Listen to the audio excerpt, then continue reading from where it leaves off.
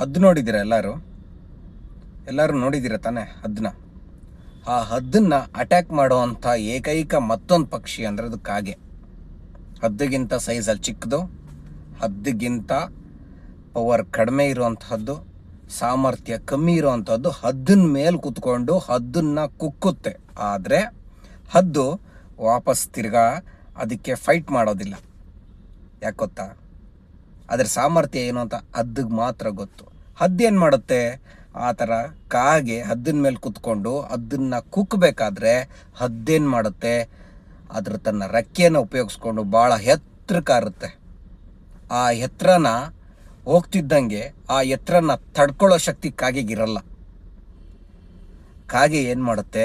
Confuse ಆಗುತ್ತೆ, ಉಸಿರಾಟಕ್ಕೆ ತೊಂದರೆ ಆಗುತ್ತೆ, ಕಾಗೆ ವಾಪಸ್ ತಿರ್ಗ ಕೆಳಗಡೆ ಬಿದ್ದೋಗುತ್ತೆ. ಆದರೆ ಹದ್ದು ಮಾತ್ರ ಆರ್ತಾನೇ ಇರುತ್ತೆ. ಇದರಿಂದ ನಿಮ್ಗೇನು ಅರ್ಥ ಆಯಿತು?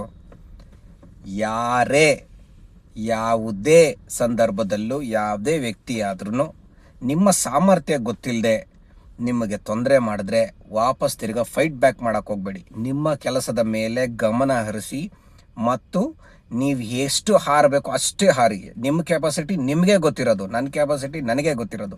ಅದ್ರ ಮೇಲೆ ಕಾನ್ಸಂಟ್ರೇಟ್ ಮಾಡಿ. Don't waste your time, energy to fight back. ನೀವು ವಾಪಸ್ ತಿರುಗಿ ಅವನ್ನ ಫೈಟ್ ಮಾಡೋಕ್ಕೆ ನಿಮ್ಮ ಎನರ್ಜಿಗಳನ್ನ ದಯವಿಟ್ಟು ಉಪಯೋಗಿಸ್ಬೇಡಿ. ನೀವೆಷ್ಟು ಬೆಳಿಬೇಕು ಅಷ್ಟು ಬೆಳೀರಿ, ನಿಮ್ಮ ತಂದಲ್ಲಿ ಬೆಳೀರಿ. ಕೋಪ ಮಾಡ್ಕೊಳ್ಬೇಡಿ. ಕೋಪ ಮಾಡಿಕೊಂಡ್ರೆ ಬುದ್ಧಿ ಓಡಲ್ಲ. ಸೊ ಇದರ ಅರ್ಥ ಏನು ಅಂದರೆ, ನೀವು ಹೆಂಗೆ ಬೆಳಿಬೇಕು ಬೆಳೀರಿ. ಅದು ನಿಮ್ಮ ಸಾಮರ್ಥ್ಯ, ನಿಮ್ಮ ಗುಣ ಮತ್ತು ನಿಮ್ಮ ಒಳ್ಳೆತನ ನಿಮ್ಮನ್ನು ಕಾಪಾಡುತ್ತೆ. Don't waste your energy for fool people's.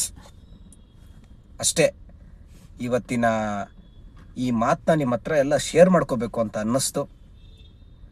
ಎಲ್ಲರಿಗೂ ಒಳ್ಳೆಯದಾಗಲಿ.